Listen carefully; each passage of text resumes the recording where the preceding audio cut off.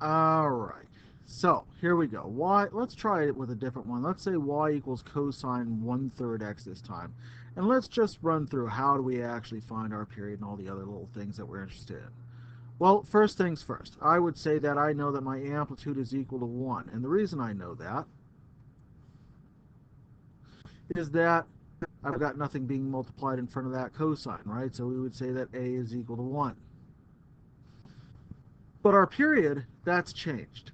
In this case, the period of our function is going to equal 2 pi divided by b. B is the number that we're multiplying in front of x. That's 1/3. All right. This is where you have to be okay with your fractions now. So we're going to have to take 2 pi over 1 and multiply it by 3 over 1 this time. Remember, we invert and multiply, so we get a period of 6 pi. So if we're thinking about our key points within one period, we would start at 0, we would end at 6 pi units. All right. Now, the other thing that I look at is the location of key points within one period. And the way you're going to find where those key points are is to take your period and multiply it by 1/4. So our key points are always at 1/4 times the period apart. So if we take 6 pi times 1/4, well, we might think 6 over 4, but of course we know that that reduces to 3 pi over 2. So this is how far apart each of our key points are. So what we have to do is we have to start at each of our key point at 0 and add 3 pi over 2 to get the next key point. So 0 plus 3 pi over 2, well, that's 3 pi over 2. That's the first key point. If we add 3 pi over 2 again, 3 pi over 2 plus 3 pi over 2 more makes 6 pi over 2, or just simply 3 pi. We add 3 pi over 2 again. Maybe it might help for you to see this if we go, all right, how many pi over 3 pi over 2s are we talking about? Of course, we have 0 here. We have 3 pi over 2 here. We get 6 pi over 2 as the next location, which we reduce to 3 pi. So adding 3 pi over 2 again would give us 9 pi over 2.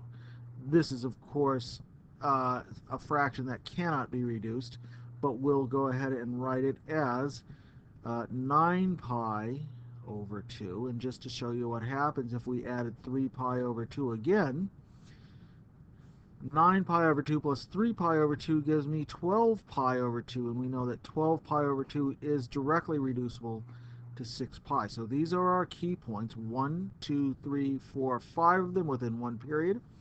Since it is a cosine function, it will follow the cosine function pattern. That is, it starts at positive 1, goes to 0, goes to negative 1, goes to 0, and goes to positive 1. So when we're graphing this function, here's how it will look. It will look just like every other cosine function that we've graphed in the past. We will have y values that range from positive 1 to negative 1. Our period is 6 pi. Our domain is all real numbers. Our range, limited by our amplitude, is negative 1 to positive 1. And because we're dealing with these key points within one period, we'll start at 0. Our next key point will be at 3 pi over 2. Our next key point after that at 3 pi. The next key point after that at 9 pi over 2. And one full period completed at 6 pi. And we would just complete our next period by going all of these points over. One more full period to the right would be at 12 pi, but we're going by increments of pi over 2 right here, while 3 pi to 6 pi here would be 9 pi for comparison's sake. All right, so what will our graph look like? Let's go ahead and plot this out. We would start at 0, 1. 3 pi over 2, we would be at 0. 3 pi, we'd be at negative 1. 9 pi over 2 will be back at 0. 6 pi will be back at positive 1. And then we'll just continue on with the same pattern throughout. Okay.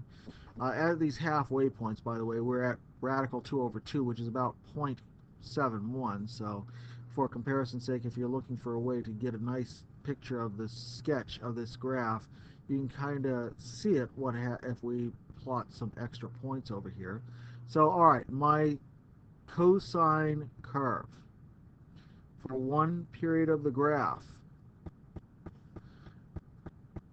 starting at 0, ending at 6 pi, looks like this. I'm going to continue it on beyond that point, though, just to give myself more than one period and get a nice picture of what's going on. Here's my cosine function, y equals cosine of 1/3 x. You can see that the period this time has changed to 6 pi. The amplitude is 1, right?